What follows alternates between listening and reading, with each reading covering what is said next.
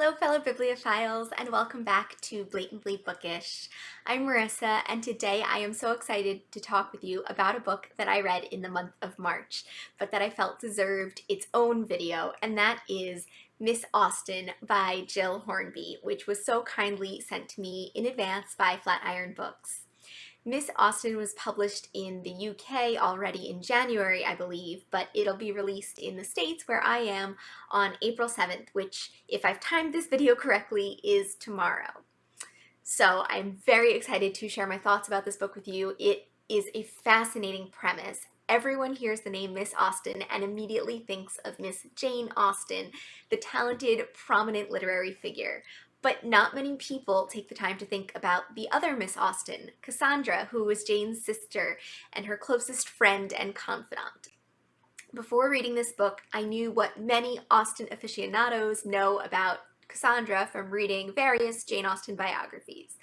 Namely, that she was Jane's older sister, she was engaged to Tom Fowle, who died before the two of them could be married, so like Jane, she never married, and that she lived for 25 years plus, I think over 25 years, after Jane's death, and that she burned the majority of Jane's written letters. In Miss Austen, Gill Hornby respectfully fills the spaces of these facts with carefully constructed, subtle storyline that explores themes of privacy, family, spinsterhood, legacy, and above all, grief. We move back and forth between Cassandra as an elderly spinster in the 1840s and her vibrant memories of her youth with Jane. Over 20 years after Jane's death, Cassandra pays a visit to her friend, Isabella Fowle. Isabella, a fellow spinster, is forced to pack up her ancestral home of Kintbury Vicarage after her father passes away. Here, Cassandra frantically searches for Jane's letters in the hopes to safeguard Jane's legacy and is reminded of her rich past with Jane. This book is perfect for Jane Austen fans and reminds me why I love historical fiction so very, very much. Gill Hornby brings the Austen sisters to life by imagining a story in the gaps of history. How did Cassandra feel about the prospect of marrying Tom Fowle? Why did Jane Austen's engagement with Mr. Bigweather only last one night? What were Cassandra's motivations for destroying Jane's letters? What were the Austen sisters' thoughts on spinsterhood?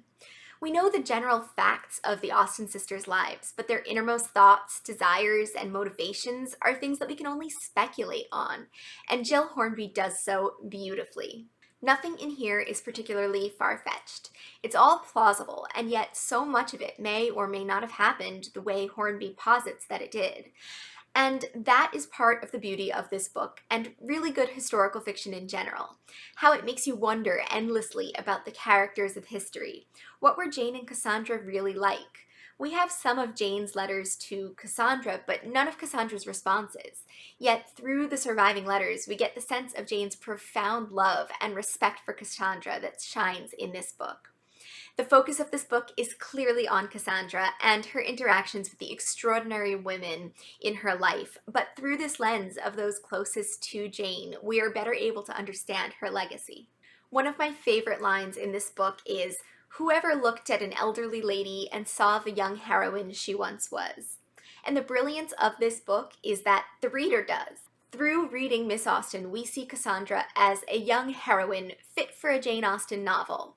Well, not quite, because Jane's heroines follow a strict marriage plot, and Cassandra never married, but Cassandra's story is certainly as captivating as an Austen heroine's. And in fact, Gill Hornby clearly borrows much from Austen's body of work. There's a persuasion-like plot to Isabella's storyline. Mary Austen, Cassandra's sister-in-law, is reminiscent of some of Austen's characters that I personally love to hate, Caroline Bingley or Fanny Dashwood or Mrs. Elton, for example. And Cassandra and Jane's mother is cast as a Mrs. Bennet type of character, which is only a shame because of what I know of Mrs. Austen, that she was an intelligent and creative soul who I always imagined would have diverged greatly from Mrs. Bennet.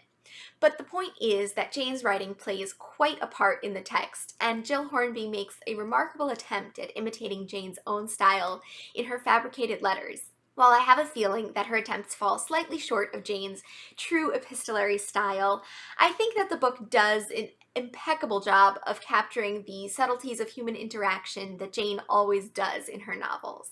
I also thought that though this book is clearly written by an Austen lover for Austen lovers, it can stand on its own as a profound look at grief. There's Cassandra's grief at the loss of Jane that you'd expect, of course, but there's also Isabella's grieving for her father and her home, Cassandra's loss and remembrance of a life that could have been but never was with Tom.